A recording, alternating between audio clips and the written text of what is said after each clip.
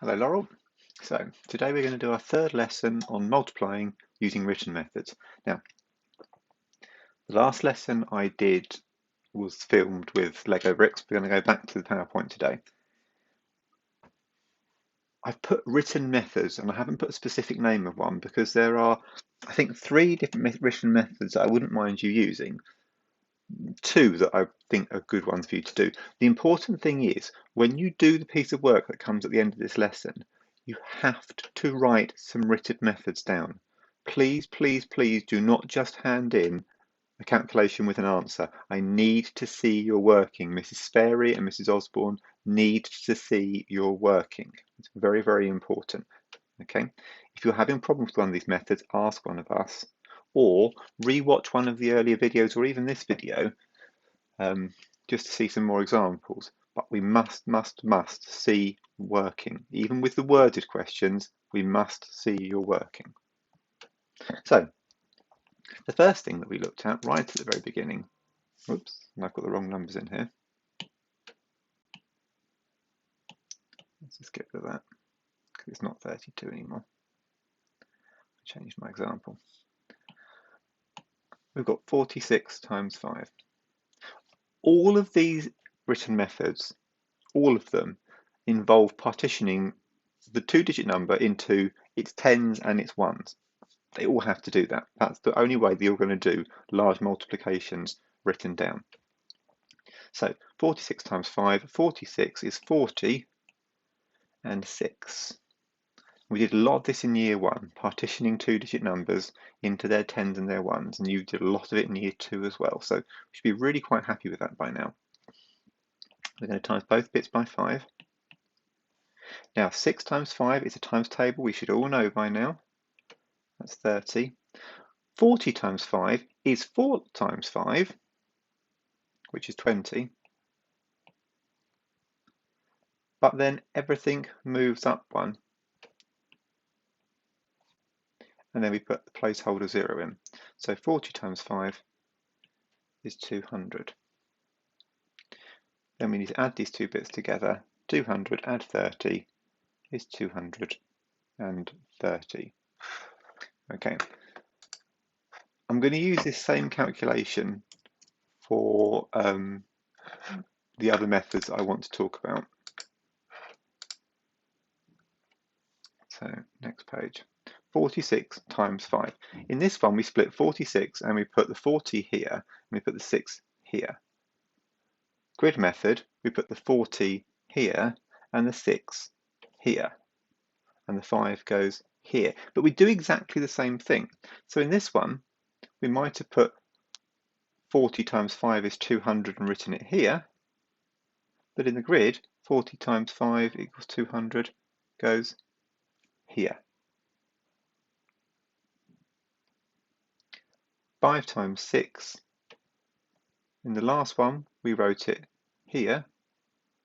In this one, we're writing it here. All grid method does is takes what we were doing when we were partitioning and it moves it into a more sensible, more contained, more neat little layout. The problem with grid method is we've still got to add these 2 numbers up. Now this one's all right because 200 add 30 is 230. That's easy enough to remember.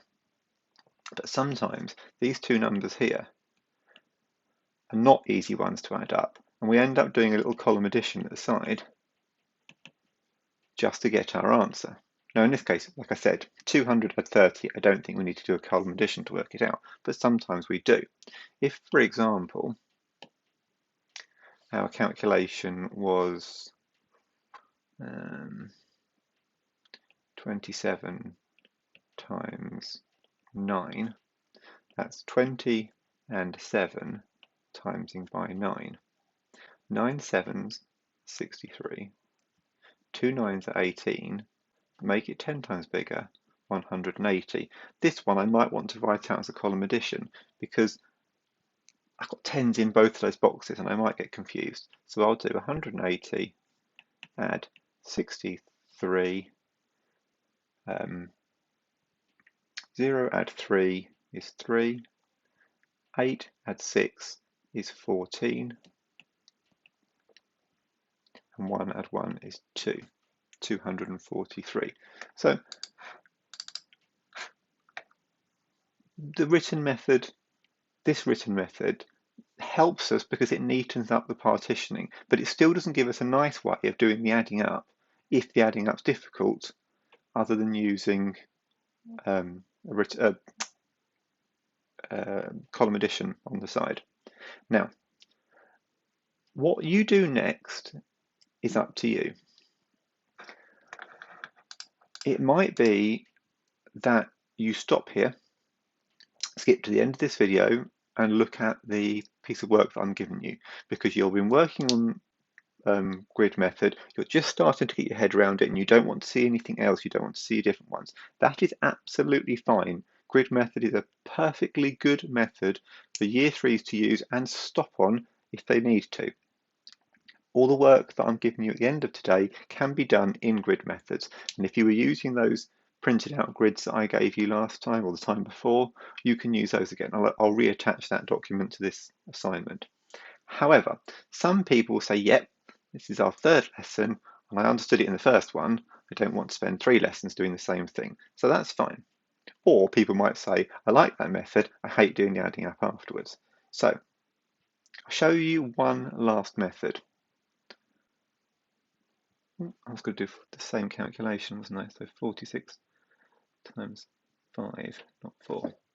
Okay, in this one, we still need to do the partitioning, but the partitioning bit's going to happen in our head.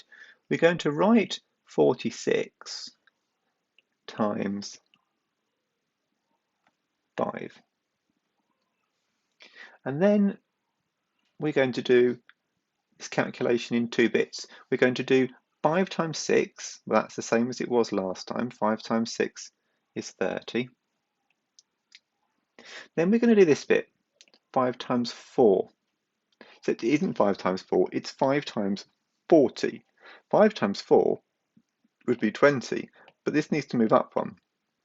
In fact, a 0 is going to have to go in here, so we can move up one.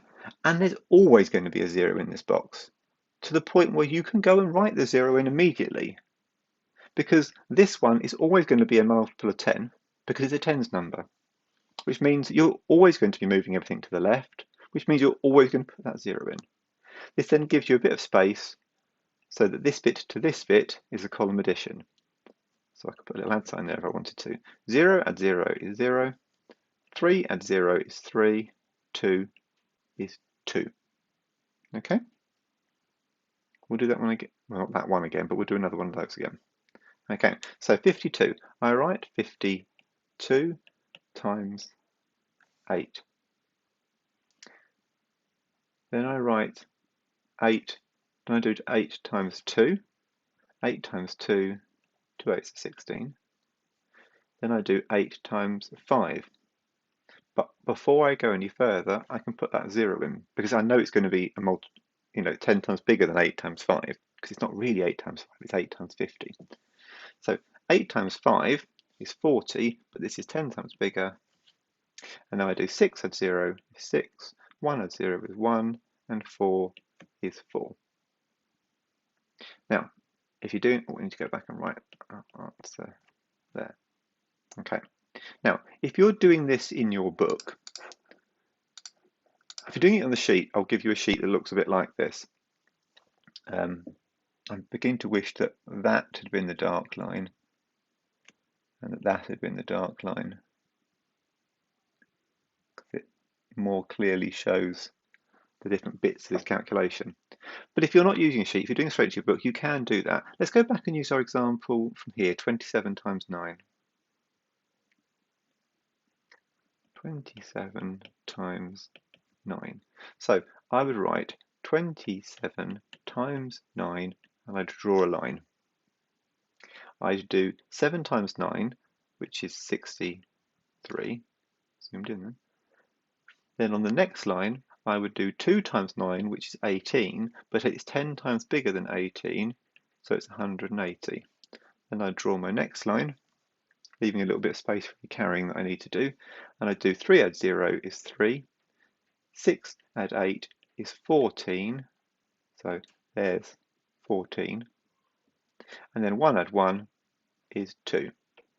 My answer is 243.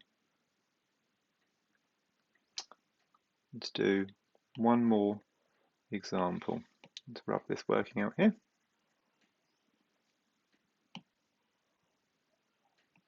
Back to the pen. Let's do 32 times, let's do 6. So 32 times 6. Draw a line. 2 6s are 12. Placeholder 0. 3 6s are 18. Add them up. 2 add 0 is 2. 1 add 8 is 9. And 1 is 1. So 32 times 6 is 192. Okay? But I need to see this working. Whether you're using grid method, whether you're using this ladder method or long method, whatever you want to call it, whether you're just partitioning with a cherry model, which I wouldn't suggest, but it's an option, I need to see something written down. So this is a page that I'm giving you to do. Now, this involves 4 times tables, 6 times tables, 8 times tables, 3 times tables, 5s, 4s, 6s, 3s, 6s, 8s. What you might want to do before you do this is either write those times tables out or get a times table grid. Now I'll attach a times table grid to this. Obviously it's best if you know your times tables off by heart, but if you don't know your times tables off by heart, I would rather you use something that helps you with your times tables and concentrate on getting the written method right than stressed about getting your times tables wrong and then never even got to think about the written method. So if you need a times table square with all of the times tables answers written on it, use it. If you know your times tables, use that. So the first one, let's do the first one together just as an example. 62 times 4. That can be the grid method. 62 times 4. It can be a ladder method. 4 times 2 is 8. 4 times 2 is 8. Put a 0 in there. 4 times 60 is like 4 times 6, which is 24, but it's 10 times bigger. It's 4 times 6, which is 24, and I've already put the 0 in to make it 10 times bigger. Now I need to add those up. Now I need to add these up. 240 add 8 is 248. 8 add 0 is 8. 4 is 4. 2 is 2. 248. They both come out with the same answer, and it doesn't matter which method you use, as long as you use a written method. Okay? So, these questions here, do some of those. If they're going well, don't do all of them, move on to these written questions. If you're finding them tricky, just stick with those first 10, okay? These written questions, I want your working and a written answer. So the first one says, how many legs do 56 horses have altogether? I need to see some calculation, either a grid method or a ladder method. And then I need a sentence that says 56 horses have legs altogether. Now you'll notice in this question, there isn't a second number, but I think you know how many legs a horse has. So you know what the second number is. Okay, so first one, I want to see the number sentence with an answer and written working. For this one, I want to see a written sentence and working. You haven't got to copy the question out, but your answer, your sentence answer needs to make it clear what the question was. If you get all that done, there's a nice using and applying think question at the bottom. Okay? So, sum of the first section. If that's going easy, move on to the second section and then the third section. But if it's still very tricky, use the first section. You can use grid method, you can use ladder method, as long as you use and show us a method.